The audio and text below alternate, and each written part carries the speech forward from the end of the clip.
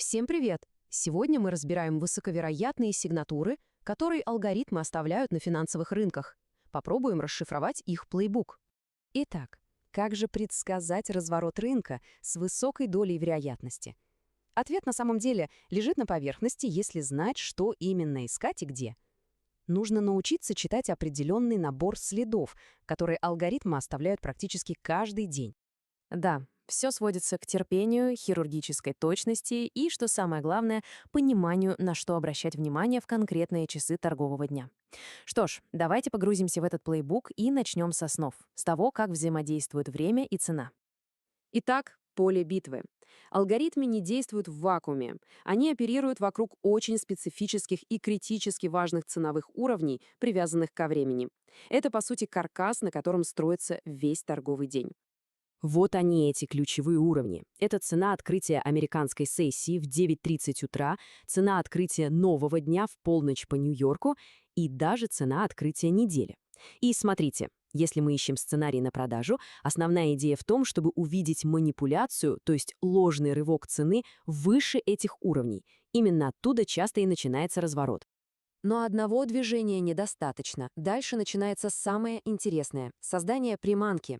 Алгоритмы не просто двигают цену. Они стратегически выстраивают, или, как говорят, инженерят, ликвидность, чтобы заправить свое следующее большое движение.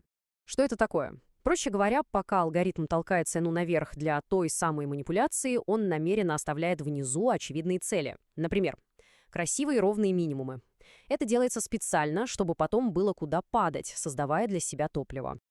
И как же удобнее всего провернуть такую манипуляцию? Конечно же, на новостях. Особенно на важных данных, выходящих, скажем, в 8:30 утра по Нью-Йорку. Эта волатильность — идеальное прикрытие, чтобы быстро загнать цену выше нужного уровня и подготовить почву для разворота. Окей, ловушка расставлена, цена взлетела, приманка в виде ликвидности внизу создана. Теперь нужно дождаться сигнала, той самой подсказки, которая раскроет истинные намерения крупного игрока. И один из самых мощных сигналов — это SMT-дивергенция. Звучит сложно, но суть проста. Это когда два коррелирующих индекса, которые обычно ходят вместе, вдруг начинают показывать разное. Один бежит вверх, а второй уже не может. Это первая трещина в восходящем движении. Вот как это выглядит на практике. Смотрите. NASDAQ рвется вверх, делает новый максимум. А в это же самое время S&P 500 не может его поддержать, показывает слабость. Это и есть явный признак скрытой уязвимости всего рынка. И вот сразу после такой дивергенции очень часто формируется так называемый медвежий ордер-блок. По сути, это последняя свеча роста перед началом падения. Первый четкий сигнал о том, что разворот начался, это когда следующая свеча уверенно закрывается ниже этого ордер-блока. Сигнал есть, но для входа с высокой вероятностью нужны еще и подтверждения. Они, по сути, закрепляют медвежий сценарий и дают больше уверенности. И здесь мы часто видим процесс инверсии. Смотрите, как это работает. Сначала некий ценовой разрыв, имбаланс, используется для толчка цены вверх, а затем цена резко проваливается и закрывается ниже этого уровня. И что происходит? То, что только что было поддержкой, моментально превращается в сопротивление. Уровень перевернулся. А если при этом над этим новым, уже зеркальным уровнем сопротивления остается пустота, гэп, к которому цена даже не пытается вернуться.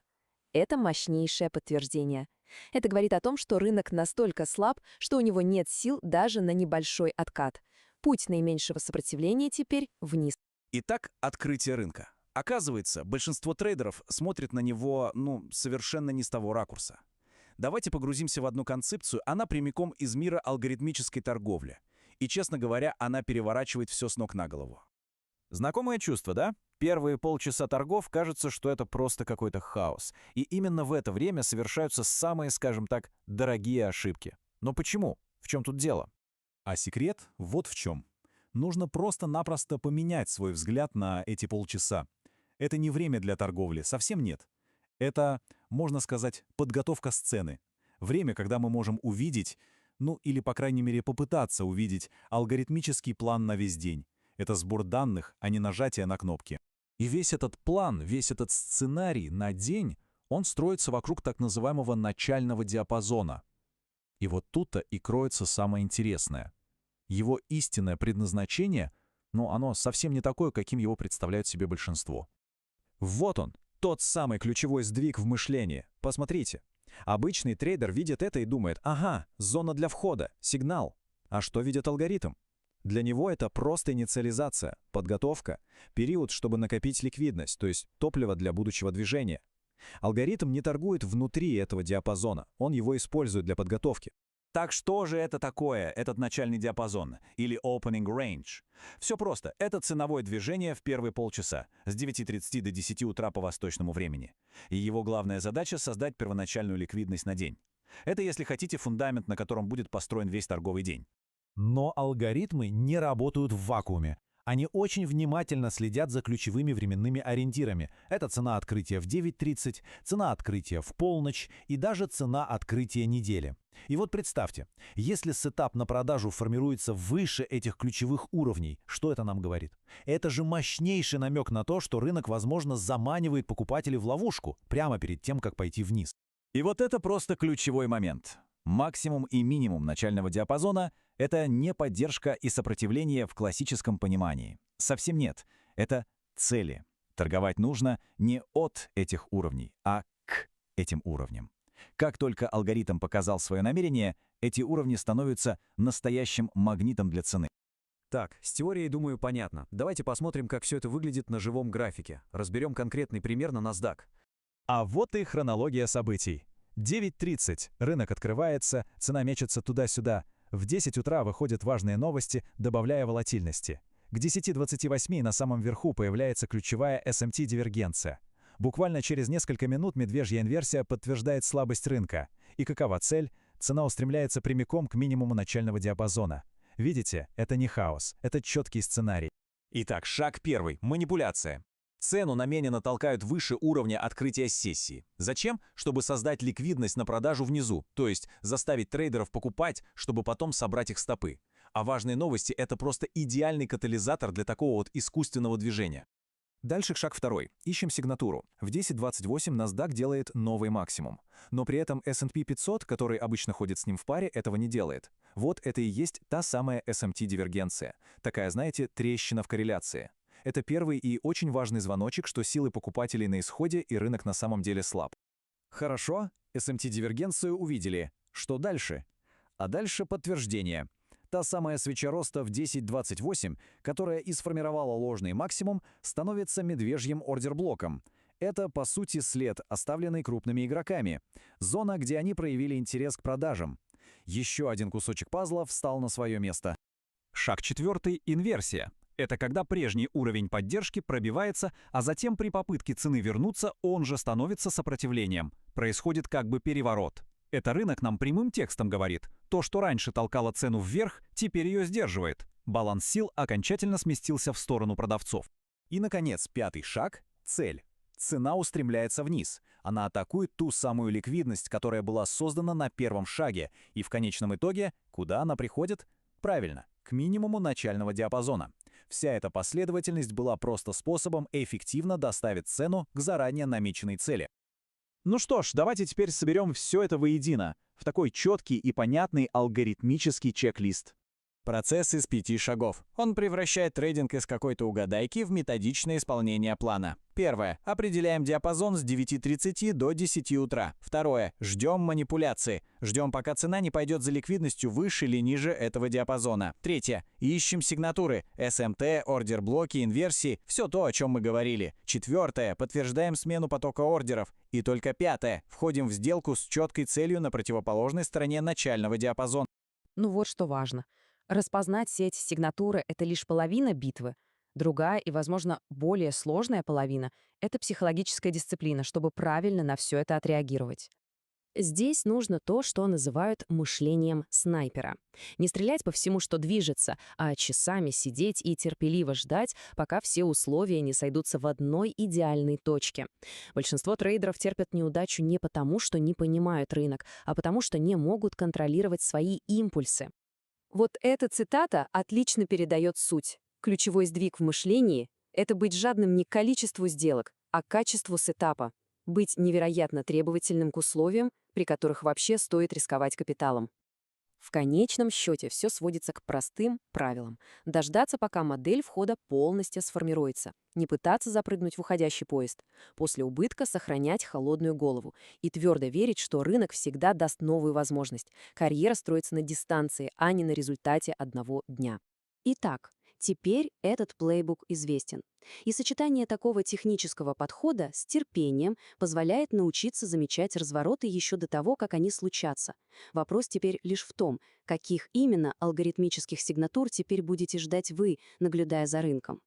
Давайте еще раз быстренько пробежимся по каждому этапу, который мы сейчас изучили, чтобы укрепить, потом перейдем уже непосредственно к самим графикам. Итак, алгоритмические сигнатуры, расшифровка сценария, разворот. Первое, не забывайте никогда, это психология снайпера. То есть вы должны быть жадны к качеству сетапа. Не количеством, а качеству. Помните это всегда. Это самый важный момент. Фундамент данного анализа – это ключевые уровни открытия дня, либо открытие нью-йоркской сессии, либо открытие биржи 8.30. И также открытие недели, тоже они имеют ключевую важность в этом моменте. Цель алгоритма – это инжиниринговая ликвидность. То есть перед началом основного движения алгоритм целенаправленно формирует пулы ликвидности. Если алгоритм намерен двинуть цену вниз в течение дня, то он будет сначала формировать пулы ликвидности в sell-сайде, затем сделает манипуляцию в buy-сайд, после этого начнется охота на всю эту ликвидность. И также наоборот. Если алгоритм намерен двигать цену в течение дня на buy, то он будет формировать ликвидность сверху, в премиуме, на buy-сайде. И сначала сделает манипуляцию в sell, дискаунт, и потом начнется охота за buy-сайд ликвидностью. Что нам надо искать именно? Какие ликвидности? Вот тут все написано. Это относительно равные минимумы, которые находятся близко друг к другу, либо сессионные ликвидности. Дальше катализатор манипуляции. Манипуляция в основном часто происходит на фоне новостей. То есть новости – это в основном всегда манипуляционное движение. Если вы будете различать это, то ваши стопы гораздо сократятся. И самое основное – расшифровка сигнатур. Это 3 этапа подтверждения разворота. Первое – это SMT-дивергенция. Второе – это институциональный след, когда подтверждается медвежий либо бычий ордер-блок.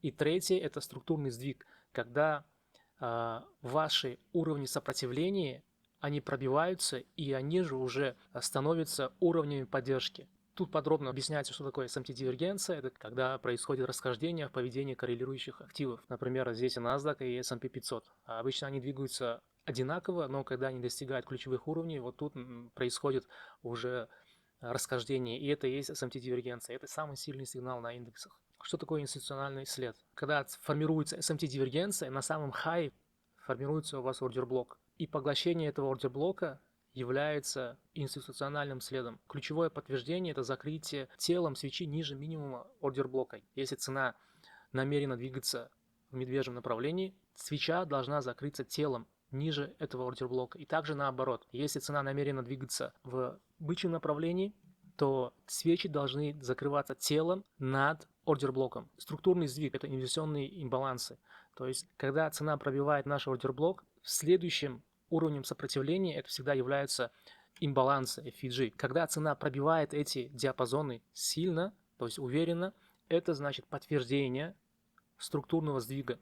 И эти уже области имбалансов, они уже превращаются в инверсионные имбалансы, и они уже будут являться не диапазонами сопротивления, а диапазонами поддержки при движении цены. То есть они будут поддерживать направление цены. Если цена намерена падать, то они будут поддерживать это падение. Если она намерена подниматься, то также они будут поддерживать в сторону направления, в сторону роста. Еще одним дополнительным элементом являются breakaway гэпы. То есть когда у вас происходит смещение, то остаются непротестированные области имбалансов. Это уже называется как breakaway gap. Это сильные элементы алгоритмических подсказок. То есть алгоритм сам подсказывает то, что если цена не возвращается тестировать эти области, то это уже сильный признак, потому что цена не хочет тратить время на тесты этих имбалансов, она импульсивно будет двигать цену в сторону ликвидности. Opening range – это тоже самый важный элемент, это мы подробнее изучим сейчас, разберем на графиках. Чек-лист.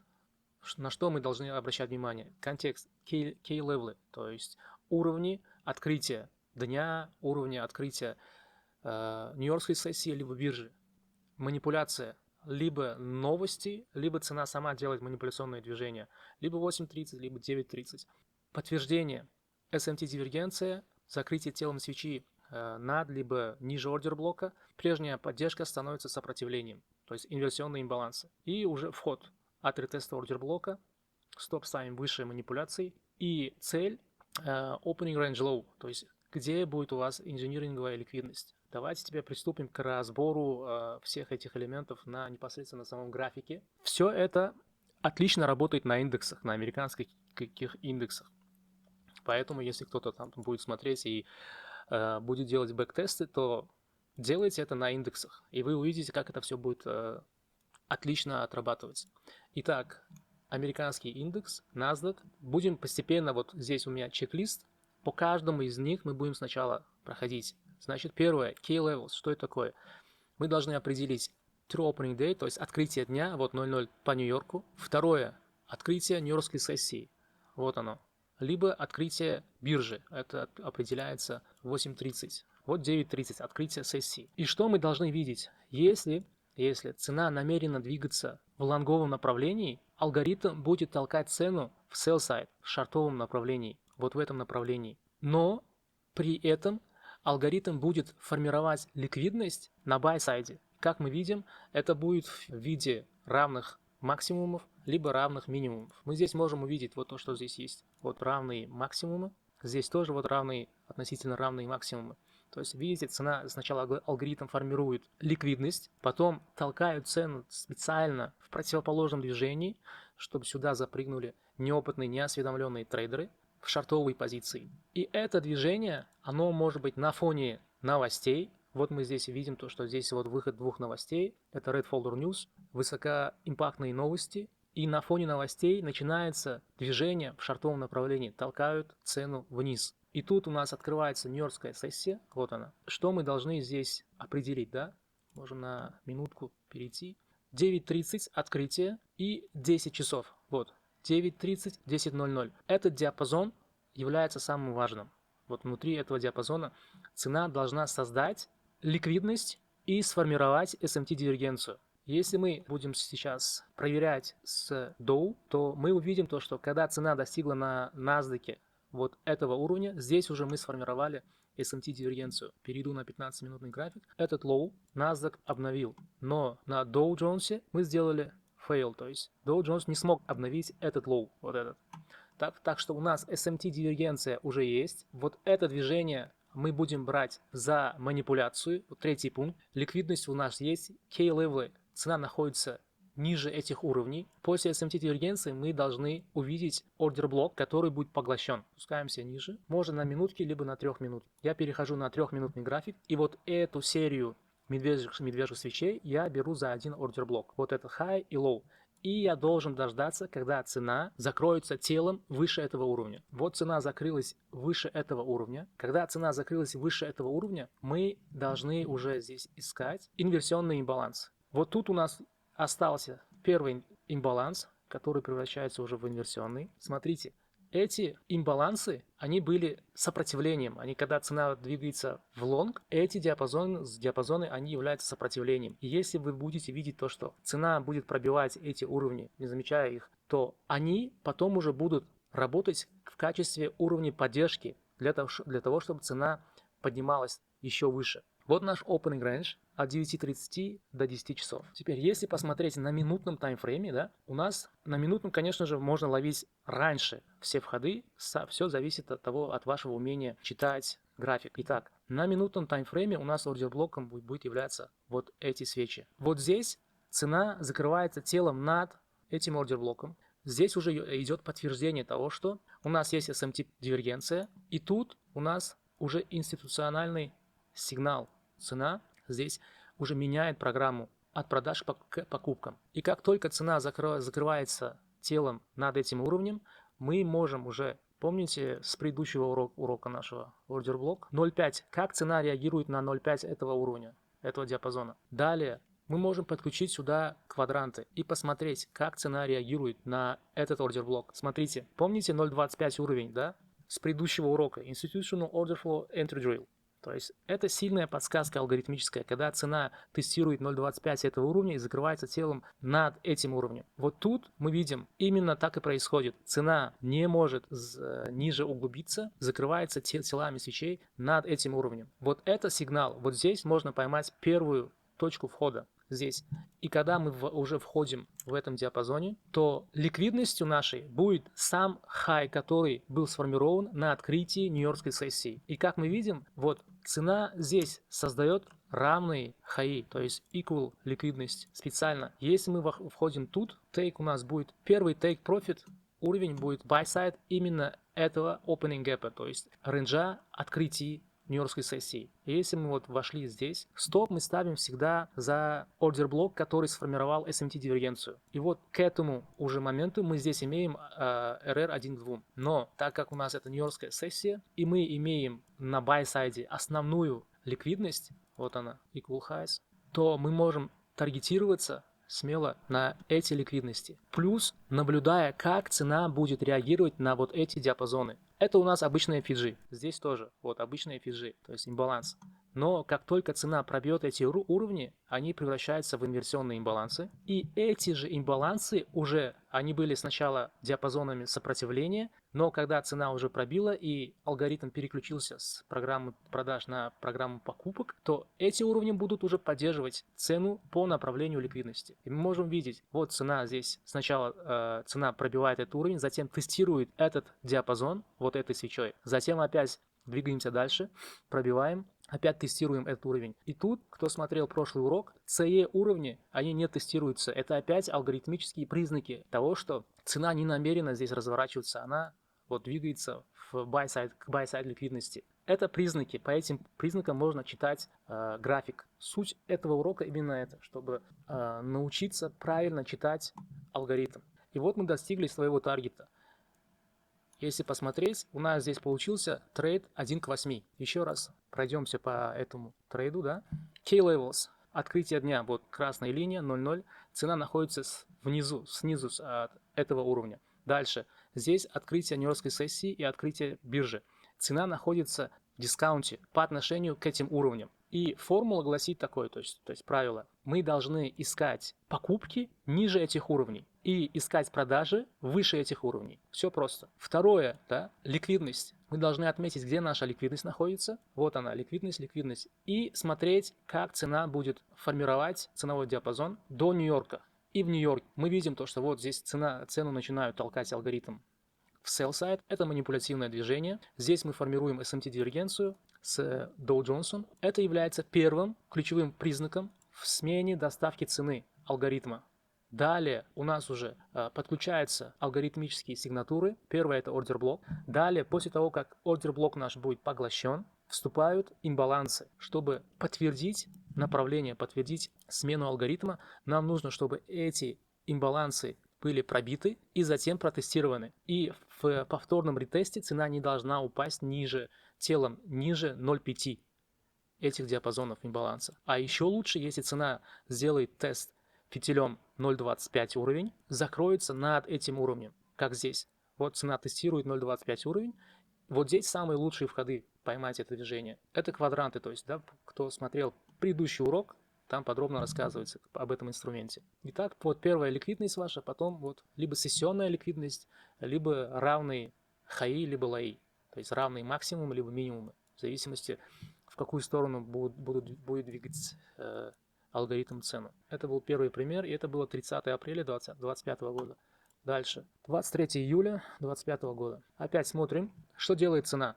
Цена сначала формирует ликвидность. Вот она, ликвидность. Затем открытие нью-йоркской сессии, вот 9.30, сразу цена падает. И падает относительно каких уровней? Вот 9.30 Нью-Йорк, вот 8.30 и открытие дня, вот 0.0. С открытием нью-йоркской сессии цена падает. Вот у нас 10 часов. И вот это диапазон Opening Range. Вот он, Opening Range. Внутри этого диапазона не рекомендуется входить в сделку. Только когда у нас уже после 10 часов можно искать входы в позицию. И к этому времени цена должна сформировать ликвидность внутри этого диапазона Opening Gap и должна сформировать SMT-дивергенцию. Давайте проверим, есть ли у нас здесь SMT-дивергенция. Вот смотрите, это S&P 500 с правой стороны, а это NASDAQ. NASDAQ снимает ликвидность сессии ланч, нью-йоркской сессии, вот это lunch time, а S&P 500 делает fail. Он не смог снять. У нас есть первое подтверждение, первый алгоритмический признак. Далее мы должны дождаться, когда цена закроется над ордер-блоком, который сформировал это SMT-дивергенцию. Вот у нас ордер-блок, и мы должны дождаться закрытия цены над этим уровнем. Вот цена закрывается, затем тестирует этот уровень опять, уходит еще выше. Затем цена опускается ниже для глубокого ретеста этого уровня. И тут мы берем вот этот уровень, это имбаланс, вот этот имбаланс. Берем вот этот имбаланс уже в качестве инверсионного. И теперь мы должны дождаться, когда цена будет уважать 0,5 уровень этого инверсионного имбаланса. То есть цена должна закрыться и сделать тест 0,25 уровня. Давайте разделим это на квадранты. Цена пробивает этот диапазон, вот он, импульсивно, и опять возвращается для теста этого уровня. Вот тут у нас точка для входа в позицию. Стоп-лосс мы ставим за ордер-блок, который сформировал у нас SMT-дивергенцию. Вот тут у нас SMT еще одно. Делаем вот так. Стоп за этот лоу.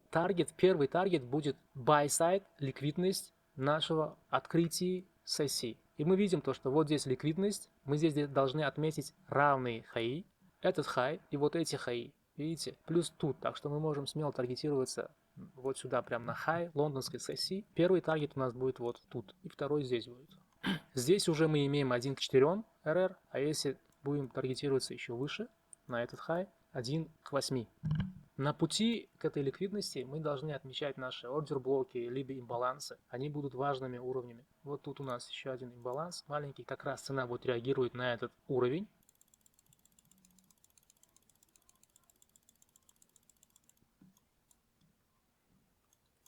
И вот мы достигли своего таргета. И смотрите, как цена реагирует на этот имбаланс.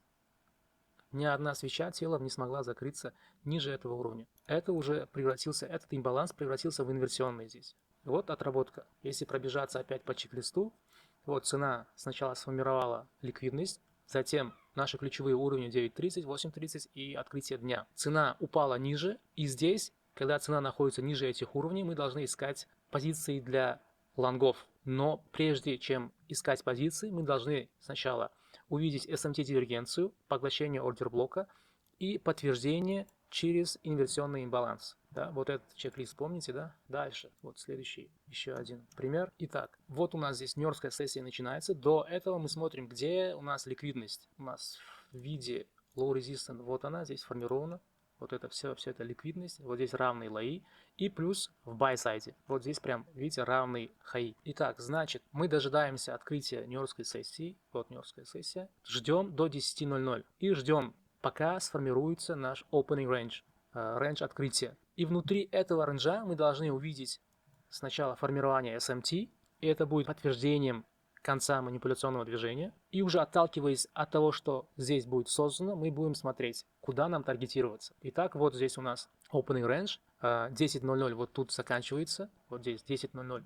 И мы здесь должны посмотреть, где у нас SMT, то есть SMT-дивергенция. Вот смотрите, NASDAQ обновляет вот этот хай сессии Нью-Йорка предыдущего дня, но S&P 500 делает fail. У нас есть SMT-дивергенция. Как только мы увидели SMT-дивергенцию, мы должны отметить наш ордер-блок. Вот эта бычья свеча будет нашим ордер-блоком. Вот. И мы должны увидеть, как цена закроется ниже этого ордер-блока. Затем мы должны увидеть, когда цена пробьет инверсионный имбаланс и закроется ниже этого диапазона. И там мы можем уже искать позиции для входа. Вот мы видим, что здесь цена приходит тестировать этот ордер-блок. Затем мы должны отметить наши имбалансы. Вот тут имбаланс у нас находится и тут, вот здесь. Это еще не инверсионный. Вот как цена вот закроется ниже этого уровня, это будет уже инверсионным имбалансом.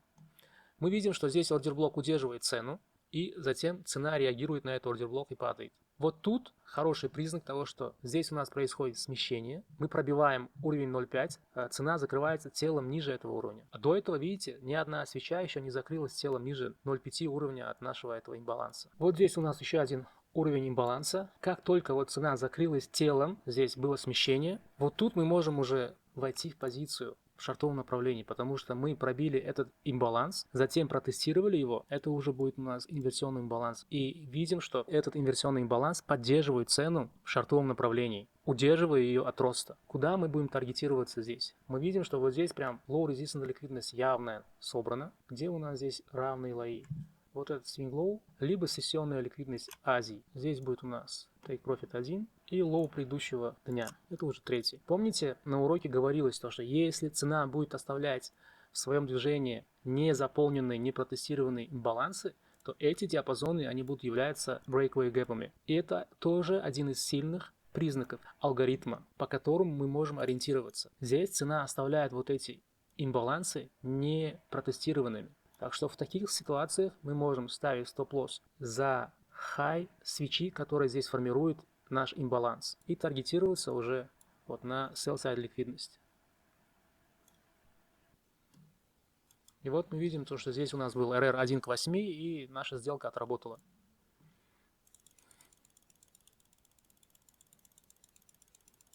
Затем цена достигла вот наших таргетов всех. Вот она.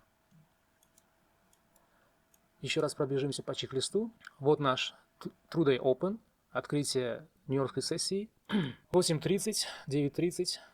Цена поднялась выше этих уровней, сделала манипуляцию. Затем цену опустили, чтобы забрать вот эту ликвидность. Всю зачистить эту ликвидность. Всю. Видите, алгоритм работает по одному и тому же сценарию. И еще один последний пример.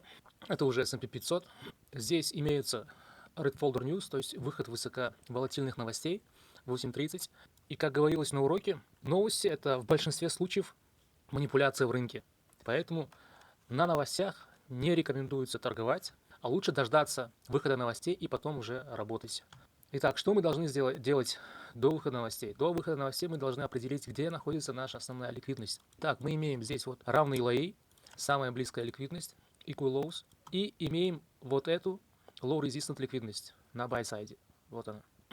Плюс еще вот здесь тоже ликвидность sell side, low resistance ликвидность и ликвидность сессий. И мы должны посмотреть, какую ликвидность будут чистить манипуляционным движением на выходе новостей. В 8.30 у нас вот отчет CPI. Это одна из самых сильных волатильных новостей на индексах. И вот смотрите, выход новостей и сразу зачистили buy side ликвидность, и цена обратно возвращается в рейндж. Наша задача здесь дождаться формирования нашего opening рейнджа, то есть 9.30 и 10.00, и только после этого мы начинаем искать наши входы в сделку. Что мы имеем к текущему моменту? Цена находится над уровнем открытия дня и плюс над уровнем 8.30 открытия биржи. Так, сейчас осталось чуть-чуть до открытия нью-йоркской сессии.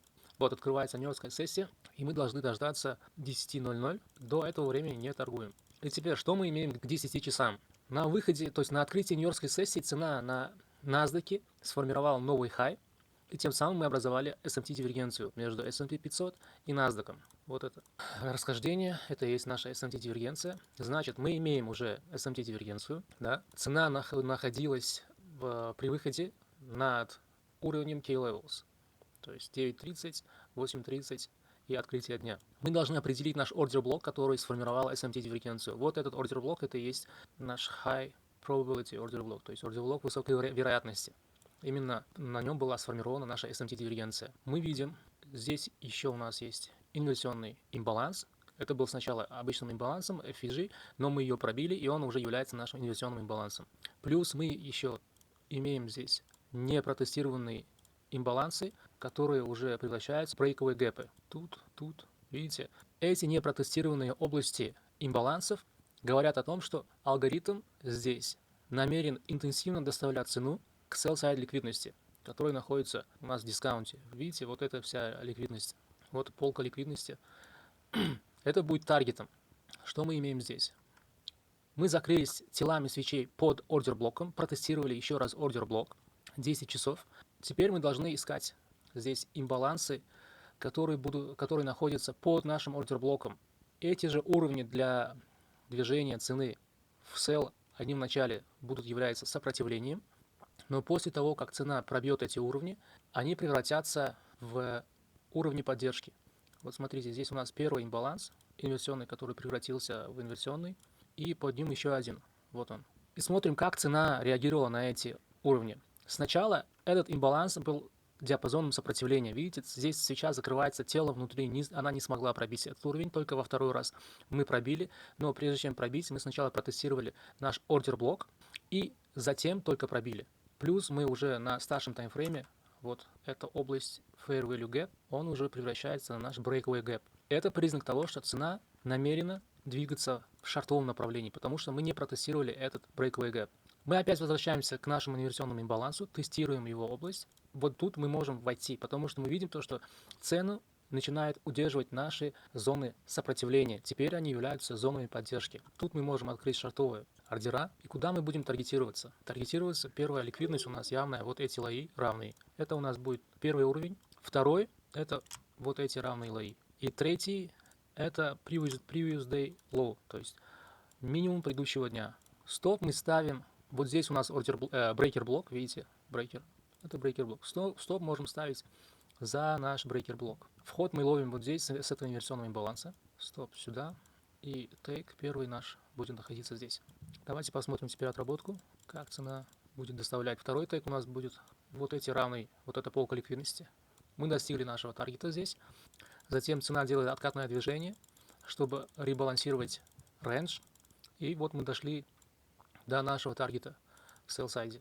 И тут мы имеем RR уже 1 к 10.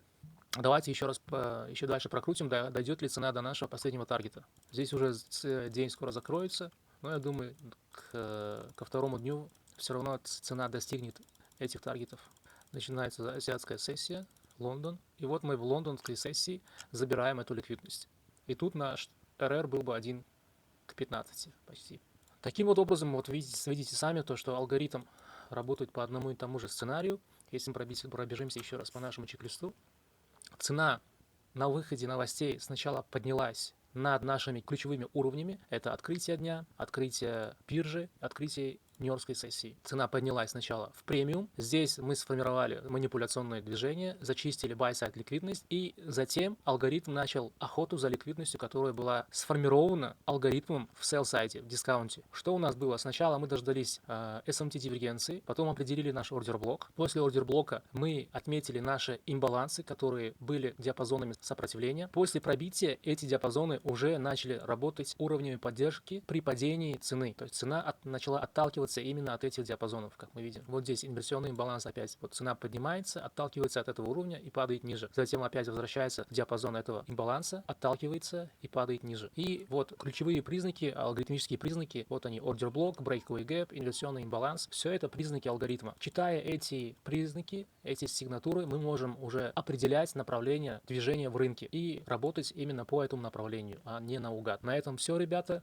К этому учебному материалу подкрепляется PDF-материал. Вот этот материал. Кому, если будет нужен этот PDF-материал, здесь все описано, написано, расписано. Пишите в комментариях ключевое слово «Algo2», и я поделюсь ссылкой для скачивания этого PDF-материала. Если урок был полезен, ставьте лайки, пишите комментарии. Если у вас есть вопросы, то можете писать. Подписывайтесь на мой канал и мой основной телеграм-канал также. Дальше я планирую серию уроков, посвященной моделям входа по ICT, Entry Models и сетапы. Самые популярные, самые знаменитые, то, что есть сейчас в ICT концепции. Я буду разбирать каждый из них. Это Silver Bullet, это Unicorn модулы, это Universal модулы, Next модуль. Самые популярные, то, что есть, их 19 либо 20. По каждой я сделаю специальный урок, где буду детально разбирать каждый из этих сетапов, каждую модель, как они формируются, что надо учитывать и как надо вообще торговать этими моделями. Если это вам интересно, подписывайтесь на канал, ждите, следите за обновлениями. Всего доброго, до свидания, пока-пока.